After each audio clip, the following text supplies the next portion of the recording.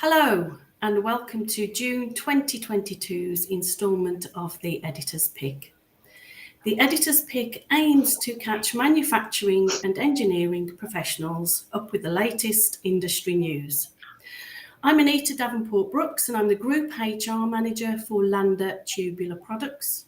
And today I'm welcomed by four guests, my fellow peers from the Made In community. And firstly, I have Rowan Crozier, Managing Director of C. Brandauer, who will be chatting to us about the company's latest adventure into developing new lamination technology. Next is Edward Jennings, consultant at C.E. Bennett & Sons, who will be discussing the company's latest investment into an orbital welding machine. Then Simon Orp, director from Reekin Sheet Metal and the Powder Coaters, who will be chatting to us about the company's latest investment into the latest Industry 4.0 technologies. And finally, Laura Rogers, Communications and PR Manager from E3 Recruitment. She's patron of Made in Yorkshire, who will be talking about the company's latest partnership with a men's mental health charity. So Rowan, first to you, regarding the lamination technology that the company is currently developing, how did they identify the gap in the market that gave them the confidence to invest in this new technology? So we started receiving inquiries about 6 years ago for thin gauge laminations, which there's lots of them in every electric motor. We've never done them before, and it was just that influx of inquiries that forced us to look at our strategy and really think about whether we should be adopting or changing our sort of diversifying ourselves into that, supplying those types of products. Okay, what kind of barriers did you find when you were trying to secure funding for the project? So we basically, as an SME, we didn't have a huge pot of money to invest in it ourselves. So we went to Innovate UK, which is a government-funded platform that provides partially or full grant funding for R&D purposes and work. And the challenge really was a lot of the red tape associated with applying for that funding. That was the main barrier. But once you've done one, it certainly became a lot easier, and we've now got 6 of those types of R&D projects under our belt. Wonderful. And what advice would you give to other employers who want to secure funding but think it's too difficult? So I would pick something that you're good at, so some unique selling point, and collaborate if you can with a larger company or a number of larger companies to apply for your first Innovate UK funding bid. It makes the process a lot easier and a lot less onerous, and put a lot of your costs in the bid against labour and capital equipment rather than real costs like raw material and subcontract costs. Brilliant. Thank you. Thank you very much, Rowan. Next, I move on to Edward. And Edward, congratulations on C.E. Bennett's latest investment into the orbital welding machine. What's the difference between welding, normal welding, and an orbital welding system? Right. Yeah. Hello, everybody. Mainly, it's the automatic process. I've been involved with it's pipework welding, really, rather than just steel. For many years. There's 2 or 3 basic systems. There's MMA, which is a stick weld, which for people who don't know, it's like a sparkler. You see a man with a sparkler welding away. Well, that's the MMA system. Then went on to MIG welding, which is metal inert gas, which is an automatic feeding system where your man welds with a gun, basically. And then the third one, which is probably the most commonly used now in pipework, is Tig Welding, which is tungsten inert gas, where a man feeds a wire and has an electrode at the same time to do the welding. Those are all manual processes which have been used for many years in the chemical industry and in industrial applications on pipework. The latest one is orbital welding, which is miles away from that. It's almost like the Industrial Revolution. all the man does now is set up a program. There's a clamp goes around the pipe, sets up all the parameters, the temperatures, the diameters, the thickness of the metal, presses a button, and this clamp just rotates around the pipework and does an orbital weld. So it's an automatic process rather than a manual process. You still need a man to set it up and operate it, but that's basically the difference. So will there be any kind of skills challenges then using this new system? Yeah, very much so. In fact, we've taken one of our, well, we've got lots of coded welders, but we've taken one of our top men, Joe Walker, who's, as I say, is a manual coded welder, and we've had to sort of basically retrain him because it's a different thing altogether. It's not him standing there welding; it's him setting up a machine that does it for him. So it's a bit of a challenge, but it's come through really well, and we're off and running and doing a big project in the Midlands using this system already. And what type of products will this be used to produce? The main differences, and the reason we've gone into it, is pharmaceutical, dairy, brewery all tend to use thin wall hygienic pipework systems, and mostly they recommend that you use orbital welding because it's a lot cleaner, less contamination. So it's something in that industry where they need this process. So we've invested, well, it's well over £30,000 in this machine. So it's a major investment, but it also opens up other avenues now for us, in the sales market, that we can go into other fields, probably away from the chemicals where we've been for the last 40 or 50 years, into a well, I won't say a cleaner environment, but certainly one that's a different field for us. That sounds like really exciting times. It is indeed, yeah, very much so. Thank you very much. Next, Simon from Reekin Sheet Metal. Thank you for joining us. The company's invested in the Industry 4.0 technology, which has informed reduction of operation costs and increased efficiencies. So what made you decide then to embrace Industry 4.0? Well, it started around sort of 15 years ago, not long after we'd bought the business, and what we recognized was that the need for communication was important for the business, but equally important for the customer. So understanding the information that was coming off the shop floor was really important. We also wanted to first of all introduce to our customers an app, and that started way back sort of 15-16 years ago when I first ordered a Domino's pizza and saw this clock ticking showing each stage as it was going through, and I thought, how good would that be if we could actually bring that into our business, and we could tell our customers where their products are. But to be able to introduce something like that, we needed to have the right information coming from the shop floor. So we've worked sort of very hard in systems to actually give us the data we require. Last year saw us invest quite heavily in additional newer machinery. That to us made it even more important to understand what capacity these machines can offer.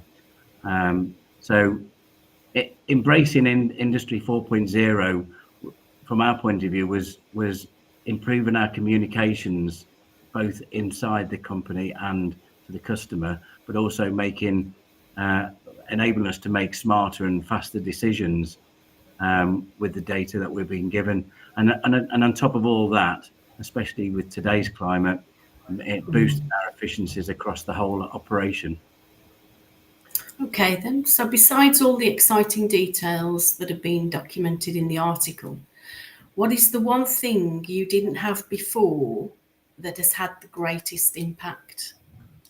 Absolute understanding for everything that's going on our factory floor. So we're understanding the true capacity that we can offer. I'm reminded if I've got machines sitting idle that there's capacity there to be used. It's understanding the performances of the machines. We need to know, are they operating at the speeds that we're quoting them for, and then obviously when a machine is sitting idle, it's understanding what that downtime is made up of. And the software that we now use, we invested in a software called vFactory, and this is all linked to our machines now, which feeds us data, live data. Now, if a machine sits idle, we can then understand exactly why that's sat idle, whether it's being loaded or whether it's being whether we've got a highly labour-intensive job going through it, and of course, forecasting routine maintenance. We can obviously, with understanding the capacity, we can now forecast the maintenance on these machines. So there wasn't just one single thing out of that. It's got quite a number of key points to the reason for having Industry 4.0. Fantastic. And what has the engagement or issues that with the broader workforce have been regarding the new way of working? Has the engagement been good? Has there been any issues that you didn't predict? It's been fabulous, to be honest with you, because we've had no issues with the workforce, because the workforce have embraced it, because it gives them sort of a clear visibility of what's ahead of them, so that they understand what their day consists of, and I think when they've got that clear direction and understanding, it reduces the amount of any stress levels that go out on the shop floor. So because of the amount of planning we can do. So I would say very much so they've embraced it, because it's actually making their job potentially, I'm not saying going to say easier, but a lot less stressful when we've got a lot to get out the door. That's a fantastic lead-in now, talking about stress, into my final guest. So last but not least is Laura, and in regards to the latest charity partnership, how difficult or easy is it to get the manufacturers on board to support this initiative? Hi Anita. So Andy Mann's Club is a men's mental health charity, and they hold free groups every Monday night at 7 p.m. So we ran a fundraising event to raise awareness and funds for the charity. And that was to keep the treadmill and also the bike going in the gym. So our manufacturing clients were actually really keen to get involved. Like many industries, manufacturing has re-evaluated how it supports its employees, particularly post-COVID. And although it is starting to shift, predominantly manufacturing is a male-dominated workforce. So many of our manufacturing clients were aware of Andy Mann's Club and were really keen to get involved, raise awareness, raise funds for this really, really great, amazing charity. Wonderful. And you mentioned in the article some great practices to improve engagement with your own employees, including creating different working environments. Can you explain what you mean by different working environments, and which is the favourite among the staff, the favourite two among the staff? Okay, so we was really, really lucky in January to move into a new office, and the main purpose of the new office is to attract and retain the best talent, and it's an amazing work environment, and it creates the best possible work experiences. It's a converted 2-floor mill, and there's a number of different areas, including an in-house gym where employees can go and work out. There's actually socialising and downtime areas. There's actually a bar where people can go and have a drink, or they can go and have their lunch. There's breakout areas where you can go away from your desk and you can collaborate with other team members. And there's also Zoom rooms as well, like the one that I'm in, because being recruitment is actually a very busy, noisy office. So it just takes you away from the hustle and bustle, and you're able to do like calls like this. So really created an environment that people can enjoy and thrive in. So from all those, my favourite two. So the gym is great. That's where we did the fundraiser. It's well equipped. You know, there's a treadmill in there. There's a bike in there. So that's fabulous. There's like disco lighting, music. So yeah, you can just go in there and forget about it all. And then the opposite side of that, we've got a training room, which is a bit like a Manhattan apartment, really, with exposed brick and dim lighting. And so when you are in training or you just want a bit of thinking space, it's nice to go in there and get away from the day-to-day noise and just be able to focus. That's really good. And what else do you think manufacturers need to do to improve mental health awareness within their organisations? So I think it's really important that there's a clear process on how employees can get that additional support that they may need for mental health. There's actually some really great employee assistance programs out there, and that would include perhaps like a phone line or a website with further information, or where you can do video calls where people can get that extra support. But alternatively, there is lots of free support out there, and I think it's just really important that employees, manufacturers actually signpost this. So the likes of Andy Mann's Club, that is free. Raising awareness of that, even if you just have it on a notice board. And there's other groups out there as well. There's one called Calm, and then you can actually speak to somebody over the phone, or again, it could be a web chat. And that's 7 days a week, and it's just somewhere where people can go and talk about their problems, and it's confidential. And then there's another place called Miracle, and that's actually a directory of all different mental health supports. And I don't think many people are aware of this.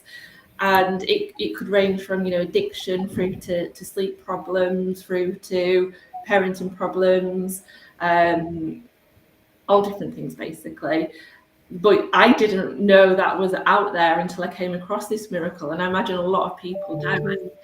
If employers, manufacturers just signpost their employees to resources like this, which are free, I think that's a great step forward. Absolutely. Well, I'd like to say thank you to the Made-in Group for having us on the Editor's Pick today. And thank you to my guests, Rowan, Edward, Simon and Laura. It's been really fabulous you joining me today. I've learned a lot. I've got a special interest in welding as well, so it's great to hear from Edward and new technologies. So make sure you check out next month's Editor's Pick, where the next editor will be taking you through the top picks of the month. And thanks again for listening. Thank you. Thank you.